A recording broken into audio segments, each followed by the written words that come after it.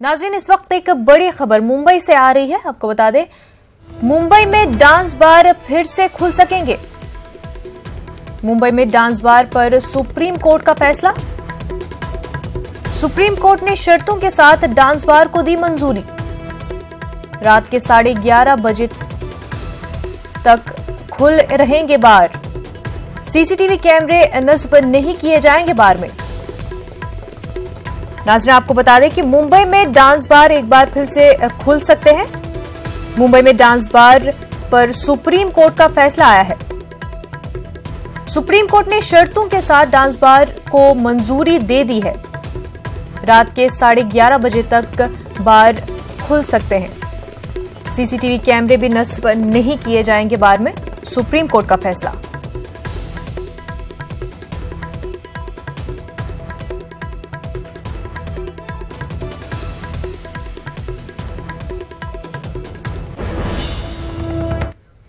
नाज़रीन, जांच agency NIA ने मुश्तबा दहशतगर्दों की तलाश में मगरबी यूपी और पंजाब के मुख्तलिफ मकामात पर छापे मारे हैं।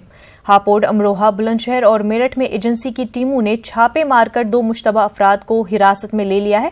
उनसे पूछताछ की जा रही है। हापुड़ के बदरखा आठसेनी गांव और मेरठ के नौगवा सादात में एनआईए की टीमों ने छापे मारे। ख्याल रहे कि मुफ्ती हुसैन की गिरफ्तारी के बाद से मगरबी यूपी जांच एजेंसी के रडार पर है।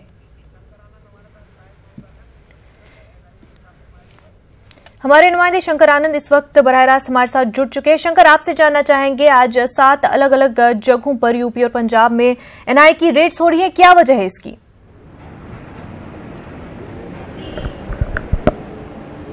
देखिए, इस वक्त में मैं एनआईए मुख्यालय में हूं और एनआईए के जो हमारे सोर्स बता रहे हैं कि इस मामले में एनआईए को जो जानकारी मिली थी कि आतंकी संगठन आईएस से जुड़े हुए जो कई जो संदिग्ध लोग हैं उत्तर प्रदेश, राजधानी दिल्ली और पंजाब में कनेक्शन है। तो ये जो पूरा कनेक्शन है, इस मामले में पिछले कुछ दिनों पहले एनआईए की टीम ने उत्तर प्रदेश के अमरोहा, हापुड़ सहित कई स्थानों पर छापेमारी की थी। उसके बाद 10 लोगों को गिरफ्तार किया था। जब 10 लोगों से जब इस मामले में पूछताछ की गई तो कई महत्वपूर्ण जानकारी मिली और उसी के आधार पर आज पंजाब के लुधियाना में भी छापेमारी की गई और वहां से एक युवक को हिरासत में लिया गया है। इस मामले में किस तरह से पंजाब, उत्तर प्रदेश, राजधानी दिल्ली समेत अन्य राज्यों के तार जुड़ रहे हैं और किस तरह से इन राज्यों में एक आतंकी गतिविधियां चलाने के लिए बाकायदा तैयारी चल रही थी और किस तरह से उसके एक आतंकी वारदात को अंजाम देने की तैयारी चल रही थी। तो इन तमाम मामलों की पड़ताल एनआईए कर रही है। हालांकि इस मामले में एनआईए ने पिछले कुछ समय पहले ही एफआईआर रजिस्टर किया था। उसी एफआईआर के आधार पर कई स्थानों पर छापेमारी भी की गई थी और उसी से जुड़ा हुआ ये मामला है। तो निश्चित तौर पर इस मामले में जल्द ही कई और लोगों को हिरासत में लिया जाएगा और इस मामले में कई लोगों की गिरफ्तारी भी संभव है। जी शंकर, और आज भी कुछ लोगों को हिरासत में ले लिया गया है, तो उनसे क्या कुछ जानकारी मिल पाई है?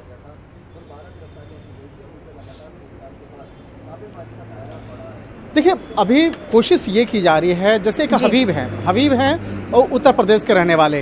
हबीब के यहाँ पे जब छापेमारी की गई वहाँ के बुलंदशहर में, तो हबीब से जानकारी मिली। हबीब तकरीबन 50 साल का उम्र का है जो काफी सालों तक सऊदी अरब में रह चुका है और सऊदी अरब में रहने के बाद वहाँ पे कई संदिग्ध लोगों के संपर्क में आया। उसके बाद वहां से आने के बाद उत्तर प्रदेश में किस तरह से अपने जो एक प्लान है, अपने मंसूबे को अंजाम देने की फिराक में था, इस मामले की पड़ताल चल रही है और किस तरह से वो लगातार सऊदी अरब के साथ साथ और दूसरे जो अन्य लोकेशन है बाकायदा उसके संपर्क में जुड़ा हुआ था। इस मामले की जानकारी ली जा रही है। निश्चित तौर पे हबीब को आज पूछताछ के लिए यहाँ पे एनआईए मुख्यालय में लाया जाएगा और एनआईए मुख्यालय में उससे पूछताछ होगी। बुलंदशहर की बात कर ले या अमरोहा की बात कर ले या हापुड़ की बात करें, इन तमाम जगहों पे जिस तरह से संदिग्ध गतिविधियां हो रही थी, इसी मामले की पड़ताल के लिए बाकायदा कई लोगों को हिरासत में लेकर पूछताछ की जा रही है और उन लोगों के पास से जो उसके जो टेलीफोनिक कन्वर्सेशंस हैं बाकायदा उसको भी समझने की कोशिश की जा रही है कि किस तरह से ये लगातार ये बातचीत संपर्क में जुड़े हुए थे। इसके साथ ही किन लोगों के साथ में इनके कनेक्शन जुड़े हुए हैं और निश्चित तौर पे सोहेल से संबंधित जो जानकारियां हैं वो भी खंगाला जा रहा है और जो इसकी फंडिंग है, जो काफी जो फॉरेन की फंडिंग है उसको भी खंगाला जा रहा है। और इसके साथ ही जो पंजाब की अगर बात करें तो पंजाब के लुधियाना में एनआईए की टीम ने बाकायदा वहां छापेमारी की और वहां पे छापेमारी करने के बाद कुछ लोगों को हिरासत में लेकर इस मामले में पूछताछ कर रही है। तो निश्चित तौर पर कहा जा सकता है कि आज शाम तक कई लोगों को हिरासत में लेकर और हो सकता है कि पूछताछ जो चल रही है उसकी गिरफ्तारी भी संभव है। जी शंकर, क्या इस सब के तार 26 जनवरी से भी कहीं ना कहीं जुड़े हुए हैं?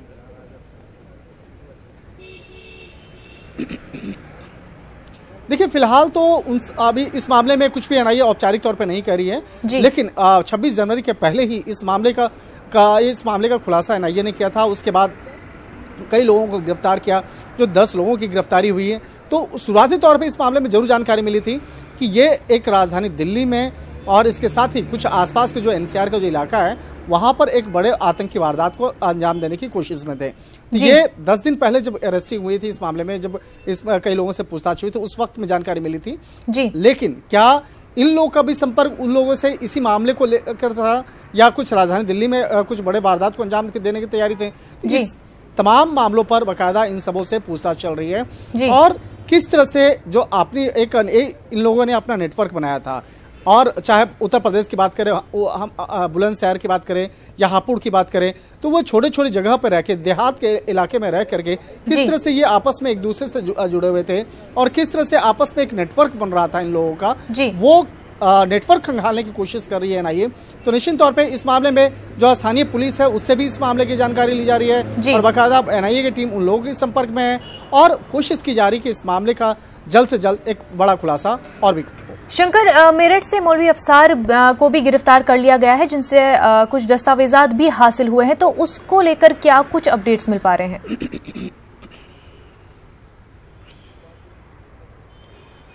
देखिए मेरठ में पहले भी एनआईए की टीम ने जब छापेमारी की थी तो वहां से कई महत्वपूर्ण जानकारी मिली थी और उन्हीं जानकारियों के आधार पर पिछले करीब 20 दिनों से लगातार एनआईए की टीम वहां पर सर्विलांस कर रही थी, वहां पर बाकायदा तमाम मामलों की पड़ताल कर रही थी और इस 20 दिनों की जो पड़ताल है, इस 20 दिनों के पड़ताल के बाद ही आज इतनी बड़ी कार्रवाई हुई है, जिसके बाद वहां पे हापुड़ से और उसके बाद अन्य जो दूसरे लोकेशंस हैं उसके हापुड़ के आसपास में उन लोगों को आज हिरासत में लिया गया। निश्चित तौर पे जो गिरफ्तारी की जो औपचारिक तौर पर पुष्टि है वो थोड़ी देर में एनआईए के मुख्यालय से किया जाएगा।